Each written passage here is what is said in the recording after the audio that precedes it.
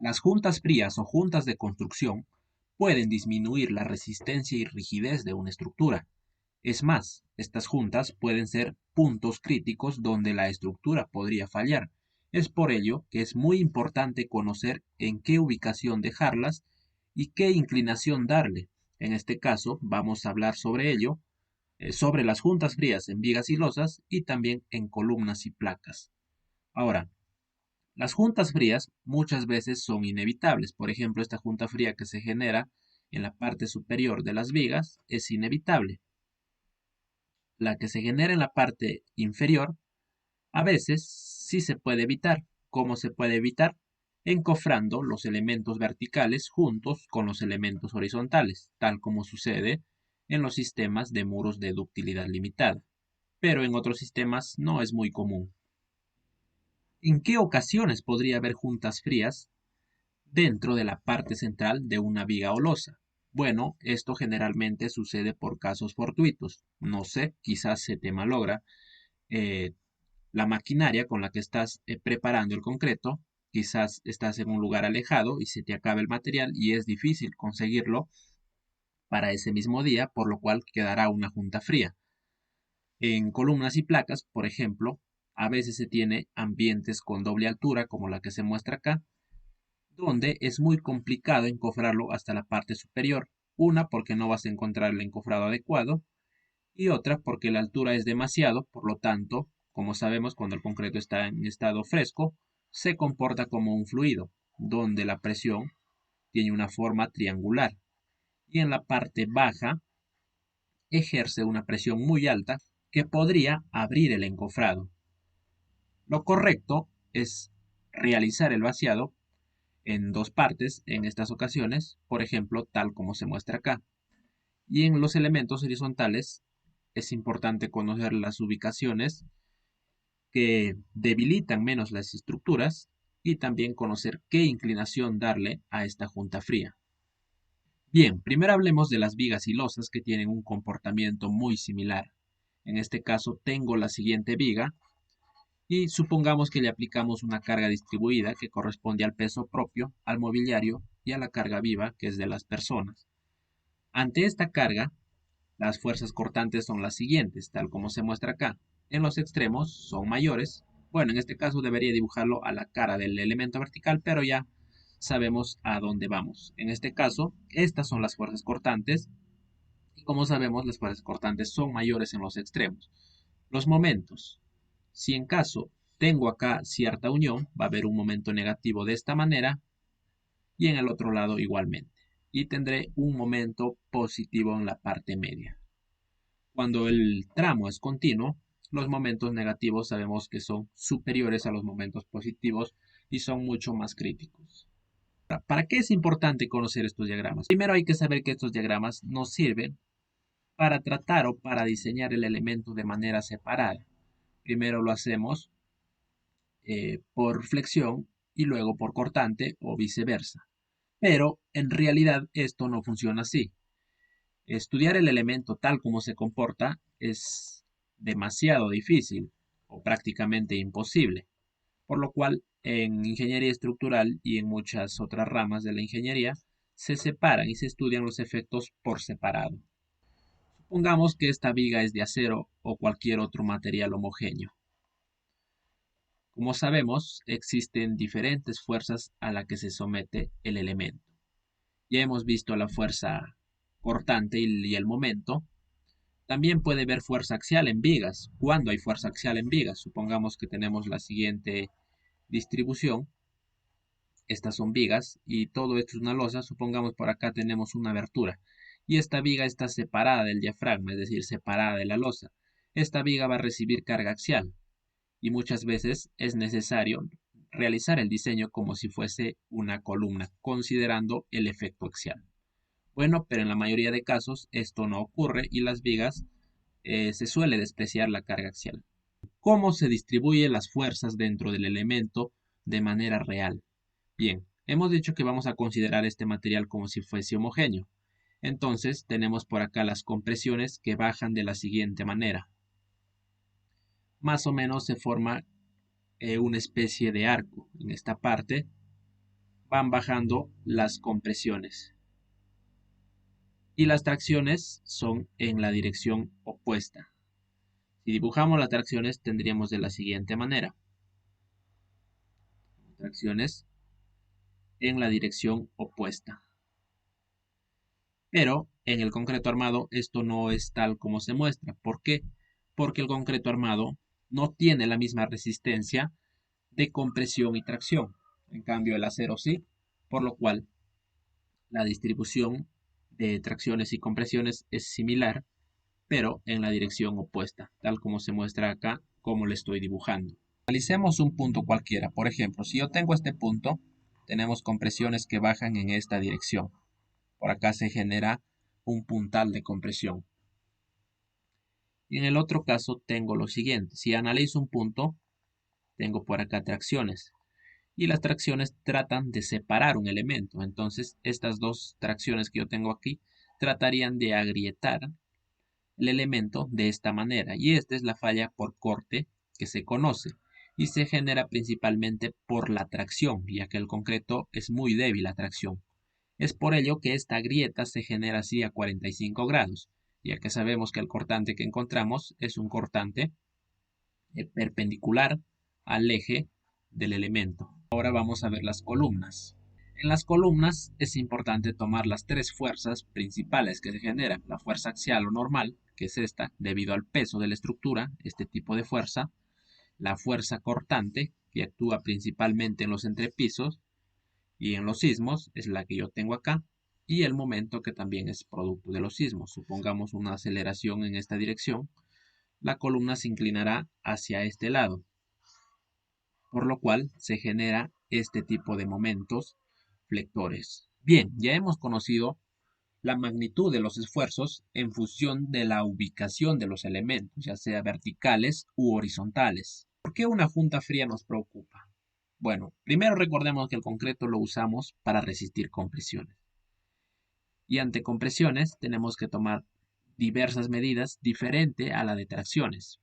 Tengo aquí la siguiente viga, que es la anterior. Y lo que nos preocupa acá en esta viga es que con la junta fría disminuimos la resistencia, sobre todo a cortante. También puede ser a momento siempre y cuando el plano tenga una inclinación. Entonces, ¿cómo debo dejar la junta fría? Ya te he explicado cómo ocurren las compresiones, y sabiendo que el concreto lo usamos generalmente para resistir compresión, debemos tomar acción frente a dicha fuerza. Hemos dicho que las compresiones viajan de la siguiente manera. Tenemos desde la parte central hacia un lado, y por acá la tenemos hacia el otro lado, que bajan más o menos por acá cerca del apoyo a 45 grados. Entonces, ¿cómo dejo la junta fría? Lo debería dejar perpendicular a las compresiones. Si yo lo tengo en esta zona, la junta fría debería quedar con esta inclinación. Si está en la parte central, tengo que tomarlo con esta inclinación.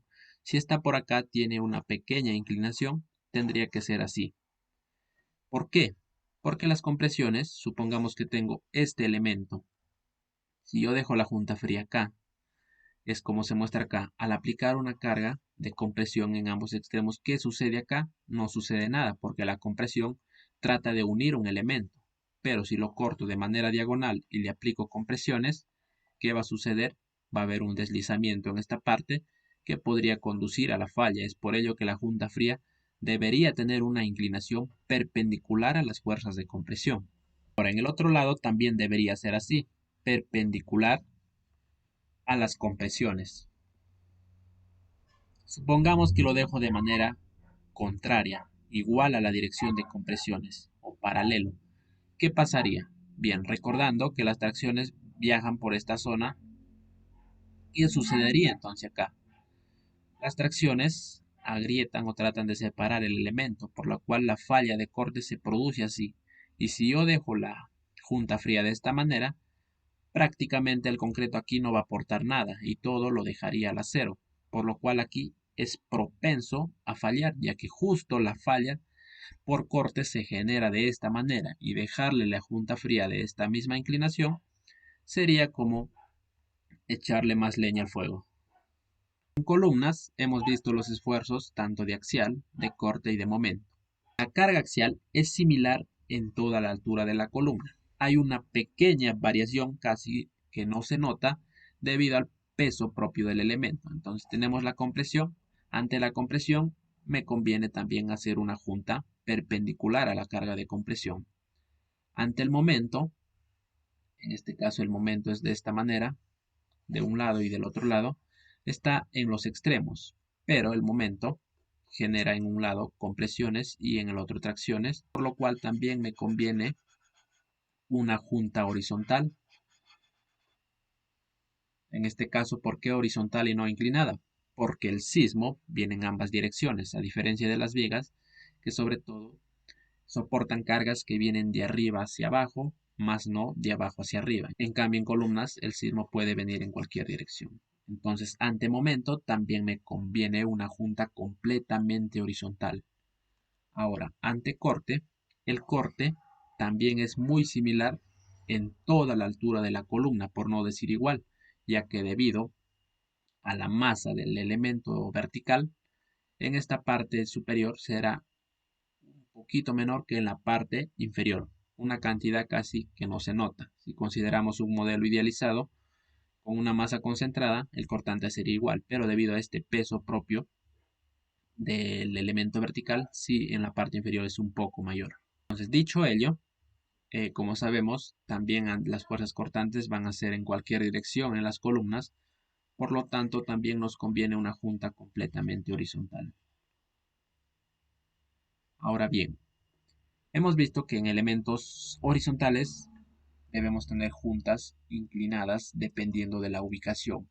Y en los elementos verticales siempre la junta debe ser completamente horizontal. Para ir finalizando, ¿en qué posición dejo la junta fría en elementos horizontales? Bueno, la normativa te dice que lo dejes en el tercio medio. ¿Por qué en el tercio medio? Porque es el tramo menos cargado. Ya que, por ejemplo, tomamos un punto acá, cerca del centro, este punto estaría cargando todas estas cargas que están desde el centro hasta el punto.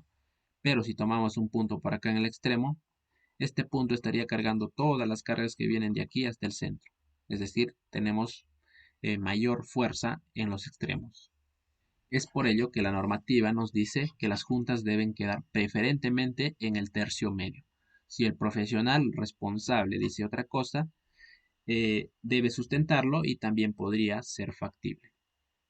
Hemos dicho entonces, si la junta está justo en el centro, tiene que ser de manera vertical y va a ir tomando inclinación de acuerdo a la posición, tal como se muestra acá, pero preferentemente que estén en el tercio medio. Ahora, muchas veces esta inclinación es un poco complicado de dar, pero si el vaciado se ha iniciado de esta dirección, esto por la gravedad va a quedar así. Si no quedase así, bueno, cuando el concreto está fraguando aún está fresco, se le puede dar esta inclinación. Ahora, en columnas, hemos dicho que la junta debe ser completamente horizontal y como hemos visto, la variación de esfuerzos en toda la altura es muy mínima de la parte superior con respecto a la inferior. Entonces podríamos por acá considerar una junta, no importa la ubicación, pero lo más lógico aquí es dejarlo en la mitad y debe ser completamente horizontal. Ahora, ¿cómo se debe tratar la junta? La junta debe quedar lo suficientemente rugosa, limpia de cualquier resto o rebaba frías. Supongamos que tengo esto es una placa y esto es una losa o una viga. Cuando el elemento vertical recibe bastante fuerza de corte de un elemento colector que puede ser una viga o una losa, muchas veces acá en esta junta fría podría darse un fallo. ¿Por qué? Porque acá se está perdiendo la resistencia corte del concreto. ¿Quién va a resistir ese corte? Estas varillas. Y esas varillas muchas veces son insuficientes.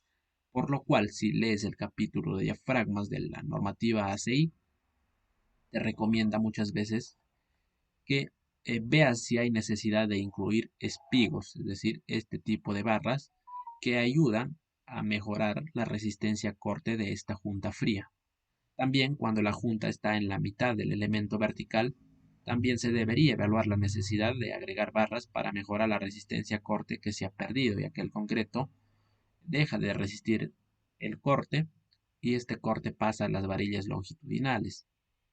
Esto se conoce como un diseño por corte-fricción, entonces muchas veces hay la necesidad de evaluar si es necesario agregar barras longitudinales en la junta fría.